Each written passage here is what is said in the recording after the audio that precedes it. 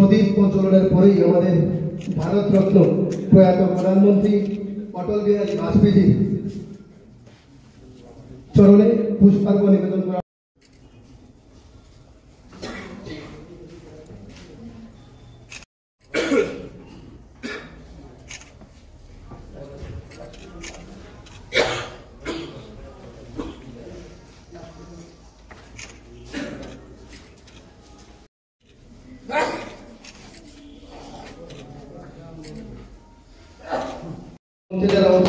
যারা রয়েছেন আমাদের উত্তর ত্রিপুরা জেলার সম্মানিত সভাপতি, ওবিসি মোর্চা ত্রিপুরা প্রদেশের সম্মানীয় সভানেত্রী সহ যারা মঞ্চে রয়েছেন সবাইকে বরণ করে নিচ্ছেন আমাদের মহিলা।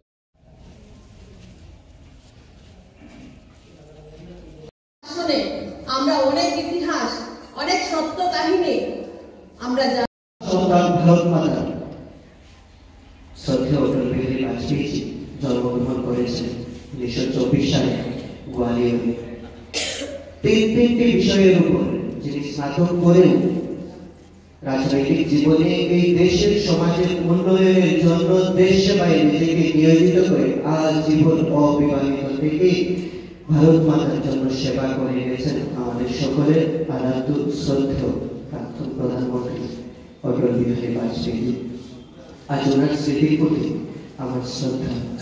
এই দেশকে এগিয়ে নিয়ে যাওয়ার জন্য গ্রামকে সড়কের সঙ্গে, গ্রামের সঙ্গে শহরকে যুক্ত করার জন্য গ্রাম সড়ক যোজনা, ভারতবর্ষের প্রতিটি বাচ্চাকে যারা শিক্ষা থেকে বঞ্চিত তাদেরকে শিক্ষার আলো পৌঁছে দেওয়ার জন্য, তাদের ঘরে ঘরে শিক্ষা পৌঁছে দেওয়ার জন্য সর্বশিক্ষা অভিযান, এবং এই ভারতকে গোটা বিশ্ব বাজারে শক্তিশালী দেশ তৈরি করার জন্য 50 বছর পর এই ভারতকে পারমাণবিক শক্তিকে শক্তিশালী করার জন্য 1998 সালে পোখরানে যে মানুষের নেতৃত্বে আমেরিকার প্রভাবকে বুড়ি আঙুল দেখিয়ে যার নেতৃত্বে ভারত পরমাণুশীল দেশ হয়েছিল, পরমাণু শক্তিধর হয়েছিল, এই ভারতের সর্বকালের সেরা শ্রদ্ধেয় প্রধানমন্ত্রী অটল বিহারী বাজপেয়ী মহোদয় এমন একজন মহান ব্যক্তিত্ব, যে ব্যক্তিত্বকে বিরোধী দল কোনদিন ওনাকে ছোট করে দেখেনি, কোনো হিংসা করেনি।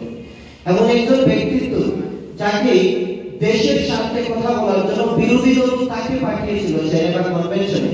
কাশ্মীর ইস্যুতে যখন পাকিস্তান জেনেভা কনভেনশনে গিয়ে ভারতের বিরুদ্ধে কথা বলার জন্য বলেছিল, তখন তৎকালীন প্রধানমন্ত্রী মোরারজি দেশাই মহোদয় সবাই তখন মিটিং করলেন।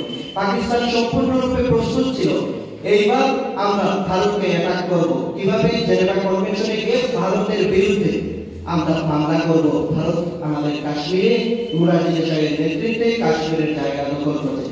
সেই সময় দাঁড়িয়ে ভারত থেকে কে যাবে, ভারত থেকে প্রতিনিধিত্ব করার জন্য অটল বিহারী বাজপেয়ীকে বিরোধী দলের যিনি নেতা ওনাকে পাঠানো হয়েছিল আমাদের দেশের প্রতিনিধিত্ব করার জন্য।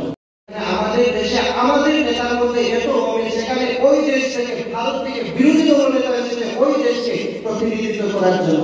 এটা অটল বিহারী বাজপেয়ী বলে সম্ভব ছিল, এবং আমাদের দেশের সেই গৌরবময় ইতিহাস সেখানে পরিলক্ষিত হয়েছিল। দিলীপ বলার চেষ্টা করেছিলেন সেই সময়ে যখন লাহোরে গিয়েছিলেন, সাংবাদিক বলেছিলেন যে অটলজি, আমি আপনাকে বিয়ে করতে চাই, কিন্তু আমাকে মোদি খাইতে কাশ্মীর দিতে হবে। বলেছিলেন অবশ্যই আমি আপনাকে মোদি খাইতে কাশ্মীর দেবো, কিন্তু দেখে যে আমাকে পুরো পাকিস্তান দিতে হবে। এইসব বুদ্ধিমান বিচক্ষণ নেতৃত্ব আমাদের মধ্যে ছিলেন, আমাদের মধ্যে থাকার কারণে এতটুকু সম্ভব হয়েছে। 1999 সাল মধ্যরাত্রি ঠিক 3 কোটিটার সময় জর্জ ডব্লিউ বুশ ওনাকে ফোন করলেন, কারগিলের যুদ্ধ চলছে, তুমি কারগিলের এই অংশটা ছেড়ে দাও পাকিস্তানকে, না হলে পাকিস্তান তোমাদের উপর পারমাণবিক হামলা করতে পারে। ওই রাতে বিশ্বের সবচেয়ে শক্তিশালী দেশ পাকিস্তানের জর্জ ডব্লিউ বুশকে প্রচুর জবাব দিয়ে বললেন, আমি মানলাম আজকে রাতের ভিতরে পাকিস্তান আমাকে হামলা করে আমার ভারতের কিছু অংশ হয়তো নষ্ট করে দেবে, ধ্বংস করে দেবে, কিন্তু জর্জ ডব্লিউ বুশ আমি আপনাকে বিশ্বাসের সাথে বলছি আগামীকাল পুরের সন্ধ্যায় ওই পাকিস্তান দেখবে না, ওই কথা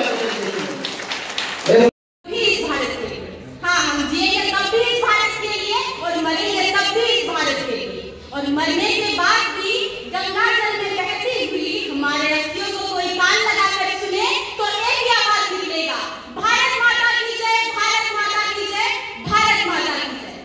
नमस्कार, আমি আবৃত্তি আজকে আমার আবৃত্তি সমাপ্ত করব। आती है आए, बाधा है आती है आए, बाधा है आती है आए, धीरे प्रलय की घोर घटाए, बाधा है आती है आए, धीरे प्रलय की घोर घटाए, पांव के नीचे अंगारे, सर पे यदि बढ़ते ज्वालाए, अपने हाथों से हंसते हंसते आग लगाकर चलना होगा, कदम मिलाकर चलना होगा, कदम मिलाकर चलना होगा। नमस्कार। আজকে আমরা দেখতে পাচ্ছি ভারতবর্ষ বিশ্ব দরবারে উন্নীত হয়েছে এবং বর্তমান আমাদের যিনি প্রধানমন্ত্রী আছেন, যাকে গোটা বিশ্ব বন্দনা করছে, অটলজির চিন্তা চেতনাকে এগিয়ে নেওয়ার জন্য যেভাবে কর্ম করে যাচ্ছে, বিশ্ব দরবারে ভারতবর্ষের নাম আজ উন্নীত হচ্ছে। অটলজি আমাদেরকে অনুপ্রেরণা দেন দৃঢ় সংকল্পবদ্ধ থাকতে, আমাদেরকে অনুপ্রেরণা দেন অটল অবিচল থাকতে, যার নামের মাধ্যমে অটল অবিচল দৃঢ় সংকল্পবদ্ধ থাকার প্রেরণা দেন তিনি আমাদের পূজ্য পুরুষ অটল বিহারী বাজপেয়ী।